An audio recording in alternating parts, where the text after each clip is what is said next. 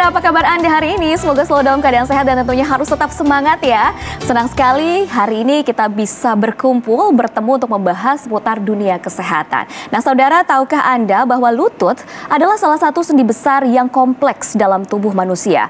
Lutut merupakan sendi yang menghubungkan antara tulang paha dan tulang kering yang berfungsi sebagai penunjang pergerakan tungkai dan menopang seluruh berat badan. Namun, lutut menjadi salah satu bagian yang ternyata paling rentan terhadap cedera. Ada berbagai kondisi yang bisa menyebabkan lutut mengalami cedera seperti jatuh, gerakan berulang, penggunaan lutut yang berlebihan, lalu gerakan yang tiba-tiba hingga terjadinya kecelakaan. Lalu bagaimana ya cara mengatasinya? Kita akan membahasnya secara lengkap selama 30 menit ke depan bersama saya Widi Dwinanda hanya di Bincang Sehat. Ya saudara, tentunya untuk membahasnya sudah hadir bersama saya di studio ada dokter spesialis ortopedi dan traumatologi, konsultan lutut dan panggul yaitu Dr. Ricky Edwin Hutapea dari Eka Hospital BSD. Halo, apa kabar dok? Halo, apa kabar? Baik. Baik juga saya. Senang sekali kita bisa berjumpa dok, bisa memberikan informasi yang tentunya banyak juga yang dibutuhkan oleh masyarakat, terutama tentang lutut nih. Bicara mengenai lutut nih dok, sebenarnya lutut dikatakan sebagai sendi-sendi yang kompleks ada di lutut. Bisa dijelaskan komponen yang seperti apa sih yang ada di lutut? Jadi lutut itu suatu sendi, salah satu sendi penopang badan, di mana dia terletak di tungkai bawah. Jadi secara logika maka dia akan menopang beban bagian tubuh atas. Dan kenapa dia sangat rentan untuk cedera? Karena lutut tersebut mempunyai komponen vektor gerak yang cukup variatif. Jadi lutut itu nggak hanya bergerak lurus dan menekuk, tapi dia juga bisa rotasi, dan dia juga bisa sedikit translasi atau maju mundur. Nah, vektor pergerakan yang cukup kompleks ini yang menimbulkan resiko yang lebih besar dalam suatu olahraga. Jadi walaupun terlihat itu kan cuma dengkul ya, cuman ketika itu terjadi suatu cedera bisa menjadi hal yang cukup serius. Oke, olahraga apa saja kira-kira yang membuat lutut rentan cedera? Banyak. Jadi sebenarnya olahraga yang membuat cedera itu tergantung dari jenis olahraganya. Tapi karena berhubung olahraga yang banyak dilakukan oleh kita adalah yang dilakukan dengan berdiri dan berlari, maka otomatis sendi-sendi yang ada di tungkai bawah ini akan lebih sering kena cedera. Nah, contohnya adalah bola, basket, badminton, tenis, semuanya kan harus berdiri kan. Kan nggak mungkin kita main bola sambil tiduran kan. Betul. Nah, itu salah satu faktor risiko kenapa lutut sangat sering cedera. Angkat beban juga? Angkat beban kalau kita dengan posisi berdiri, ya itu juga bisa menyebabkan cedera juga. Itu kan dari segi olahraga, lalu bagaimana? Apakah ada faktor-faktor lain yang membuat lutut riskan atau terkena cedera?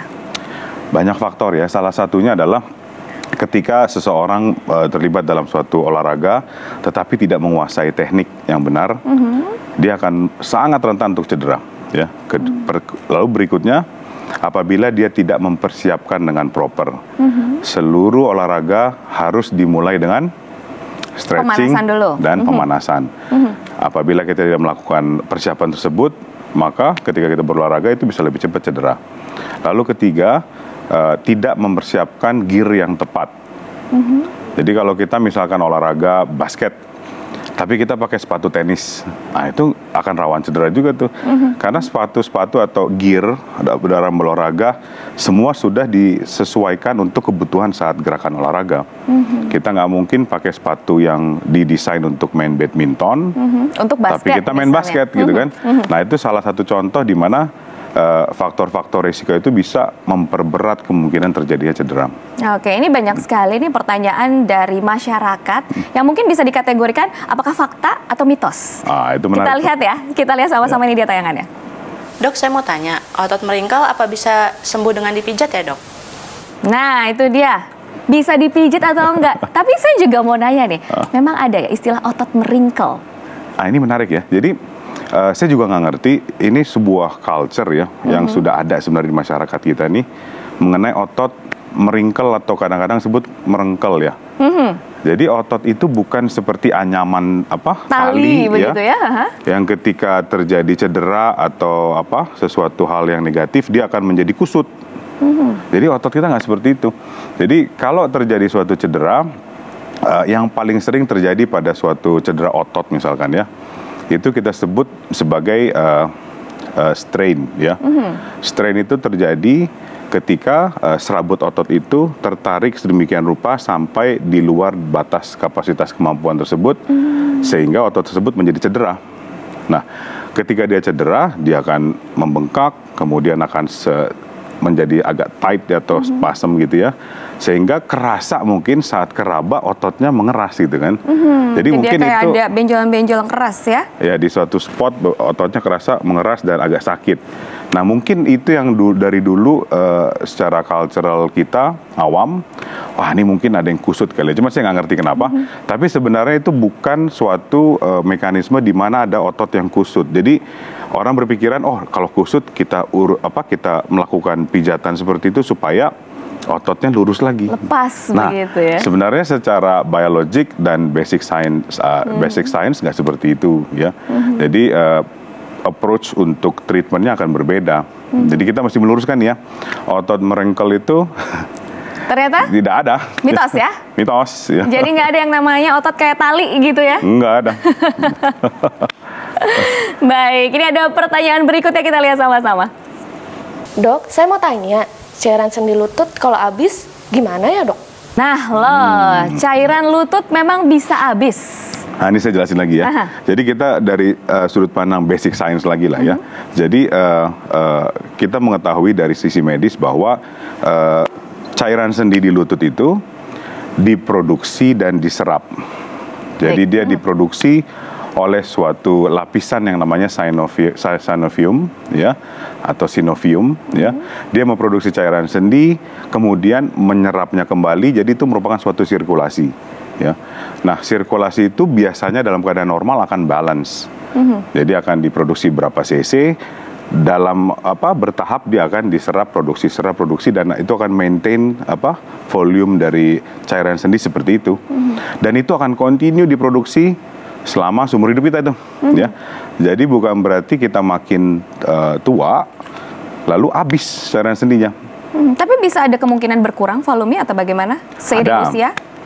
Bukan dengan sering usia, tapi yang faktor paling menentukan adalah ketika kita memfungsikan lutut kita sesuai dengan fungsi yang normal, dalam arti kita berolahraga, bergerak secara aktif, kemudian melakukan regular activity ya, maka secara sistem lutut tersebut akan memproduksi jumlah cairan yang normal dan menyerapnya kembali dan secara bersirkulasi akan memaintain. Tapi ketika kita inaktif ya, atau kita jarang olahraga, lalu kita cuman duduk-duduk aja, makan, tidur, duduk, tidur gitu kan. Nah, otomatis produksi cairan tersebut juga akan nggak optimal. Nah, apa fungsi cairan sendi itu? Fungsi cairan sendi itu bisa sebagai pelumas antara dua permukaan yang bergesekan, sendi tulang ya. Kedua, dia juga berfungsi untuk menghantarkan nutrisi ke dalam sel tulang rawan ya. Jadi karena sel tulang rawan itu tidak punya akses direct dari pembuluh darah, sehingga dia harus mendapat nutrisi dan exchange zat-zat sisanya itu melalui difusi dari cairan sendi. Nah, kira-kira secara simpel seperti itu. Oke, ini dia ada pertanyaan berikutnya yang ketiga berarti ya. Dok, saya mau tanya, benar nggak sih kalau tempurung geser bisa dibalikin dengan cara dikretek-kretek? Bergeser dikretek-kretekin, gimana nih dok? Oke, satu hal yang saya mau luruskan, jadi terminologi tempurung dan lutut itu di masyarakat awam tuh suka ketuker-tuker ya. Jadi kita ngomong tempurung itu bukan lutut as a whole. Tempurung itu hanya satu bagian kecil tulang yang ada di sisi depan, sisi paling depan yang kecil. Ya, itu disebut tempurung dalam bahasa Indonesia. Kemudian bahasa Inggrisnya namanya kneecap. Bahasa kedokteran namanya patella. Jadi kalau kita ngomong tempurung bergeser, berarti itu adalah suatu pergeseran dari kneecap, atau dalam bahasa medis dislokasi. Dislokasi itu bisa terjadi karena cedera-cedera tertentu, sehingga tempurungnya biasanya hampir lebih dari 80% bergesernya ke arah luar. Itu ngilu sekali deh. Ya. Dan ketika dia bergeser keluar, kalau itu saat pertama kali dia pasien itu mengalami cedera bergeser tempurungnya, dia akan sangat traumatik dan rasanya tidak mungkin dia bisa membalikan sendiri. karena sangat sakit sekali ya. Dan itu butuh intervensi medis di mana saat membalikan pasien harus diberikan anti nyeri segala macam supaya bisa proper ya, dan pasiennya juga nggak menderita. Tapi ada satu kondisi di mana lututnya itu sudah berulang kali dislokasi. Jadi itu kita sebut dengan habitual dislocation. Jadi karena ada suatu kelainan struktur yang sudah permanen, dia akan prone untuk lepas terus ke sisi luar. Nah, dengan kondisi seperti itu, pasien biasanya sudah tahu biasa posisinya, dia tinggal dibalikin lagi, dia udah bisa berfungsi lagi. Tapi itu butuh attention ya, kalau kayak gitu. Berarti kretek-kretek? Nggak ada. Tidak disarankan. Oke. Baiklah, selanjutnya ada lagi pertanyaan nih dari masyarakat. Ini dia. Dok, saya mau tanya. Jadi, lutut yang bunyi-bunyi itu karena kopong ya? Nah. Oke. Dari medis ada istilah kopong lutut gak sih, Dok? Itu dia. Jadi lutut kita ini nih bukan kayak drum ya, yang isinya air tapi bisa kosong terus digebuk-gebuk jadi kopong. Jadi mungkin maksudnya kopong itu berhubungan juga dengan cairan sendi tadi. Jadi saya sudah jelaskan, cairan sendi dalam lutut itu suatu material yang memang diproduksi secara rutin kemudian bersirkulasi dengan balance ya. Jadi lutut kopong, saya tegaskan sekali lagi, nggak ada. Jadi sendi lutut itu struktur di dalam sendi lutut itu sangat kompleks dan bukan merupakan suatu ruang kosong ya, yang kalau kita ketok-ketok kayak kopong gitu ya. Wah, menarik sekali nih perbincangan kita hari ini. Tentunya masih banyak sekali informasi yang bisa kita gali lebih dalam, tapi jeda sejenak ya, Dok ya. Jangan kemana-mana, tetaplah bersama kami dalam Bincang Sehat.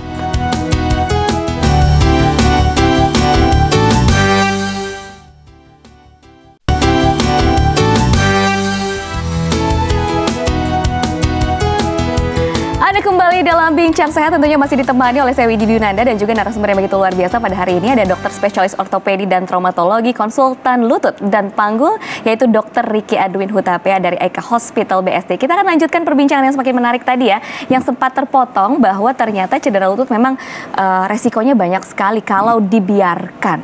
Seperti apa kira-kira? Oke, jadi cedera lutut itu kan bisa berdampak yang ringan sampai yang paling berat ya. Jadi kita lihat yang paling ringan ya mungkin seperti kesleo, bengkak, kemudian dia akan membaik dalam beberapa hari. Tapi bisa juga sampai menyebabkan suatu komplikasi yang fatal. Dalam cedera lutut kita mengenal ada kondisi yang tadi saya sebutkan dislokasi, tapi bukan dislokasi tempurung ya, tapi dislokasi antara tulang paha dan tulang kering, yang menyebabkan akhirnya menjadi seperti tumpang tindih dan lepas begini. Nah, ketika terjadi dislokasi seperti itu, maka struktur yang sangat terancam adalah struktur pembuluh darah yang ada di belakang lutut. Nah, ketika itu terjadi dan pembuluh darah menjadi tersumbat ya dan terhalang untuk mengalirkan darah ke bawah, maka itu bisa menyebabkan kematian jaringan di bawah lutut. Kelumpuhan berarti bisa terjadi seperti itu? Membusuk. Oke. Ya, jadi ketika suplai pembuluh darah terhambat dari level lutut dan tidak bisa mengalirkan darah ke bawah, maka dia akan menjadi jaringan di bawah itu akan menjadi mati. Dalam hitungan 6 jam jaringan itu akan nggak bisa balik lagi hidup lagi. Jadi suatu kondisi yang sangat cukup horor ya kalau memang itu terjadi dislokasi. Sebaiknya memang harus cepat-cepat dibawa ke rumah sakit untuk emergency ya. Nah, itu contoh di mana apa sih konsekuensi yang fatal. Tapi bisa juga ada konsekuensi atau komplikasi yang jangka panjang yang mungkin di 1-2 bulan awal setelah cedera pasiennya nggak ngerasa kenapa-kenapa sih. Ya. Tapi nanti itu ada. Jadi di mana bisa terjadi mungkin cedera pada bantalan sendi atau meniskus sobek. Bisa juga terjadi ligamen dari ACL atau PCL itu sobek, sehingga menyebabkan instabilitas.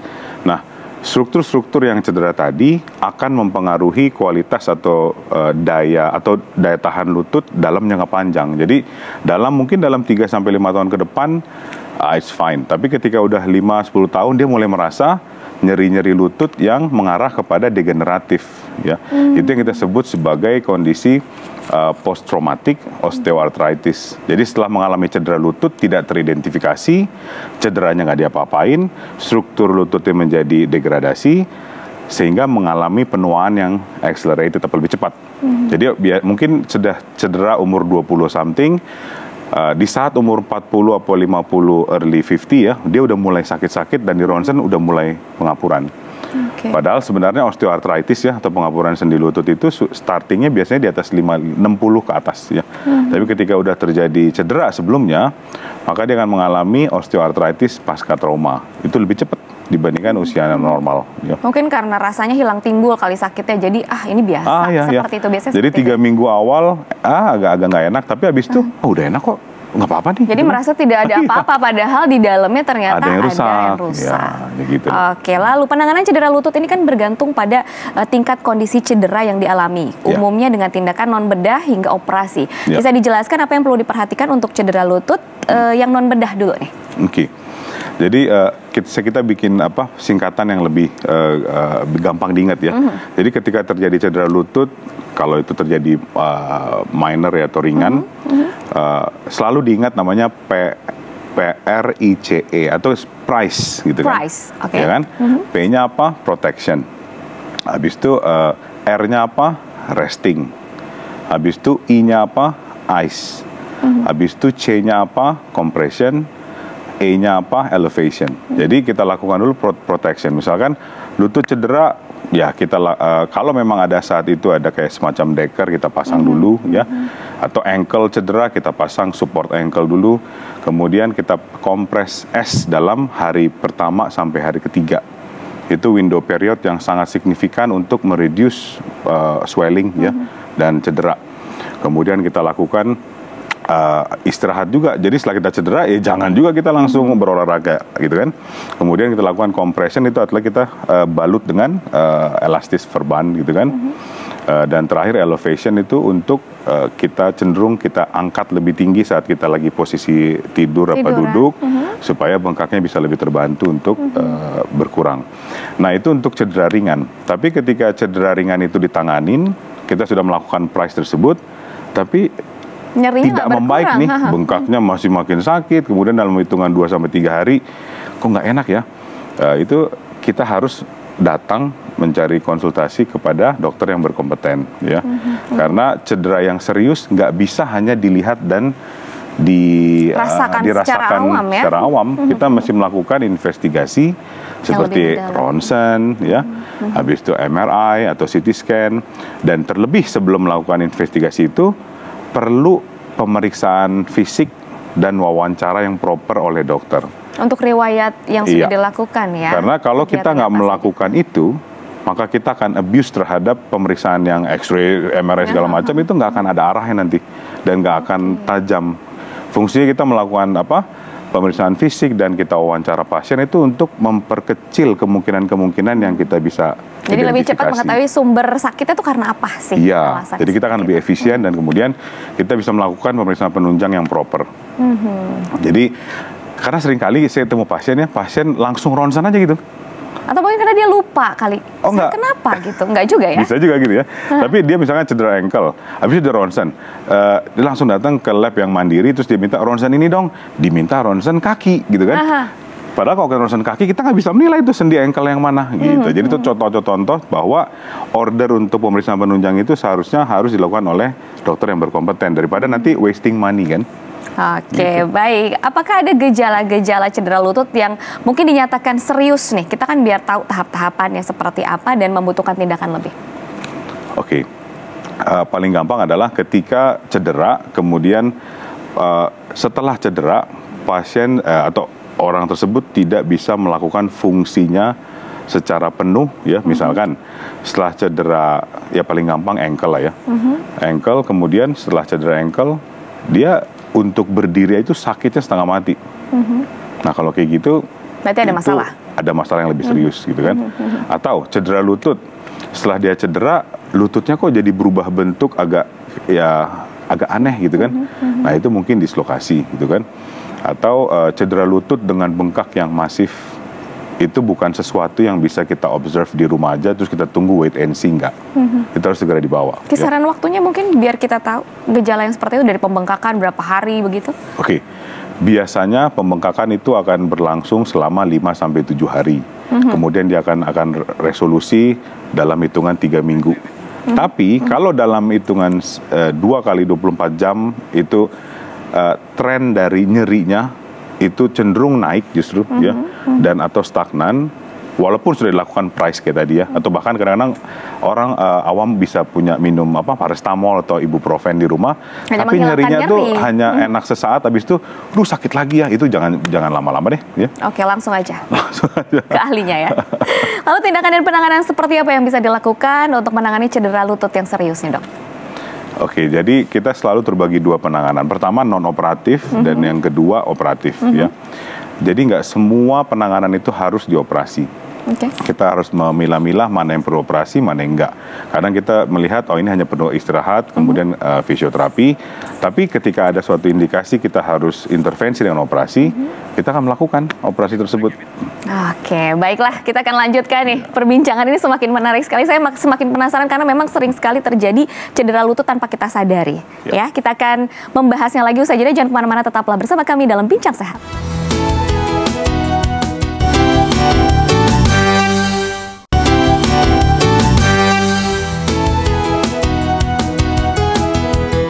Terima kasih Anda masih bersama kami dalam Bincang Sehat. Kita akan lanjutkan perbincangan yang semakin menarik ini dengan Dr. Riki. Dr. Riki, tadi kan sudah dijelaskan ya ada beberapa cedera lutut yang memang harus segera ditindaklanjuti begitu secara medis. Kira-kira seperti apa sih tindakan yang memang disarankan ataupun yang akan dilakukan secara medis? Iya.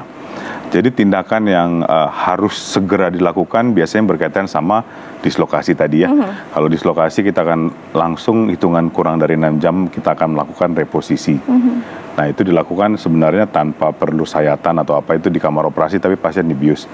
Nah selain dari emergency tindakan yang dislokasi tadi, ada juga penanganan-penanganan yang bersifat elektif atau bisa terjadwal. Jadi nggak harus saat itu juga. Nah penanganan yang elektif dari sisi operasi itu kebagi dua lagi. Ada yang open surgery, ada yang minimal invasif. Nah, open surgery itu ketika kita harus membuka lutut lebar, kemudian kita memperbaiki strukturnya, kemudian kita menjahit lagi. Kalau minimal invasif, kita bisa melakukan dengan sayatan yang sangat minimal. Lalu kita kerja menggunakan kamera. Nah, ini yang menarik nih, biasanya kan masyarakat ragu untuk menangani cedera lutut karena takut, karena operasinya besar, dibelek begitu ya, dan pasca operasinya juga pasti sangat berat begitu. Lalu bagaimana dengan yang minimal invasif? Ada metode seperti apa tindakannya? Ya, jadi minimal invasive surgery pada lutut itu sudah lama ya. Dan bukan suatu hal yang spesial atau sangat-sangat baru ya, enggak juga. Itu udah lama sekali, tetapi memang porsi indikasi untuk melakukan minimal invasif ini ada bagiannya sendiri. Jadi nggak semua operasi pada lutut bisa dengan minimal invasif. Nah, minimal invasif apakah yang kita sebut? Itu yang kita sebut dengan artroskopi lutut. Ya. Apa itu? Artroskopi lutut itu dari dasar katanya artros dan skop. Artros itu adalah sendi, skop itu adalah kamera, skop ya. Lalu kita akan melakukan operasi dengan cara memasukkan kamera ke dalam sendi lutut beserta instrumen yang kita perlukan. Lalu seorang dokter tersebut akan memegang instrumen dan kameranya, mengarahkannya sambil dia melihat feed yang dari kamera itu di monitor layar, TV. Di monitor. Ya. Nah, kemudian dia bisa melakukan prosedur-prosedur yang ada di dalam lutut. Ya. Yang paling sering, misalkan cedera olahraga, seringkali kan terjadi sobekan bantalan sendi, kemudian sobekan dari ligamen, ACL, ya. Habis itu cedera dari tulang rawan. Nah, itu semua bisa kita address atau kita lakukan dengan instrumen artroskopi. Jadi artroskopi ini sebagai suatu alat sebenarnya yang memudahkan dokter untuk melakukan tindakan dengan sayatan yang kecil. Lebih kecil. Apa yang bisa kita harapkan? Tentunya dengan luka yang lebih kecil memang recovery pasien juga akan lebih cepat. Dan dibandingkan dengan operasi-operasi besar, dengan sayatan besar, tentunya masa untuk pasca operasi itu akan bisa kita lebih persingkat dan pasien akan lebih less traumatic kan. Apa ada resiko atau efek sampingnya mungkin? Pasti ada. Jadi semua tindakan kedokteran atau operasi ya, kita nggak boleh menganggap enteng. Ya. Jadi even operasi yang dilakukan dengan tindakan artroskopi tersebut, walaupun sebenarnya itu sangat-sangat minim risiko ya. Tapi selalu saya mengedukasi kepada pasien bahwa dari A sampai Z komplikasi atau risiko itu selalu ada. Bisa terjadi. Tapi itu benar-benar individualized untuk masing-masing pasien. Misalkan pasien dilakukan tindakan artroskopi tapi dia punya gula. Misalkan, atau dia punya hipertensi yang benar-benar besar, tinggi ya. Kita perlu menyampaikan juga bahwa di suatu saat kita melakukan operasi, kondisi komorbid tersebut bisa mempengaruhi juga ada komplikasi yang tambahan lainnya. Tapi itu masing-masing pasien kita mesti benar-benar sesuaikan ya. Oke, lalu apa yang harus diperhatikan? Apakah ada treatment-treatment khusus bagi seseorang pasca melakukan artroskopi di kemudian hari? Nah, ini penting banget nih. Jadi seringkali setelah menjalankan operasi apapun itu ya, dalam hal ortopedik khususnya lutut ya, pasien mengira bahwa setelah operasi dia udah selesai. Tapi lutut itu adalah suatu struktur di mana dia berfungsi sebagai sendi dan harus bisa balik lagi fungsinya untuk bisa menekuk dan rotasi, translasi dengan baik. Dan itu butuh penanganan fisioterapi atau rehabilitasi. Jadi setelah operasi itu, misalkan ACL, kita akan mempunyai skema sampai 6 tahap, misalkan. Fase 6 fase 1, 2, 3, 4, 5, 6 yang bisa ending sampai 7-8 bulan. Nah itu fase 1 programnya apa aja, exercise-nya apa aja. Fase 2, 3, 4, 5, 6, 7, 6 lah gitu kan. Nah setelah itu baru pasien bisa benar-benar back to sport gitu kan. Kembali ke berolahraga. Nah jadi jangan lupa setelah operasi lutut ataupun artroskopi lutut ya, itu bukan endingnya setelah itu selesai. Memang kita harus butuh fisioterapi. Kenapa? Kita perlu rekondisi lagi terhadap lutut yang habis kita operasi. Ada pendampingan fisioterapi pasca artroskopi. Harus ya. Harus wajib. Baiklah dokter, ini begitu luar biasa. Perbincangan semakin menarik sebenarnya. Dan sebenarnya ingin sekali, banyak sekali pertanyaan yang ingin digali. Tapi sayang sekali waktunya sangat terbatas. Hanya 30 menit. Sudah habis waktu kita berbincang. Terima kasih atas waktunya ya dok ya. Kita harus pamit undur diri dari hadapan Anda saudara. Semoga perbincangan ini bermanfaat bagi Anda. Saya Widi Dwinanda pamit undur diri dan sampai jumpa. Selamat beraktivitas kembali. Sehat selalu. Terima kasih banyak.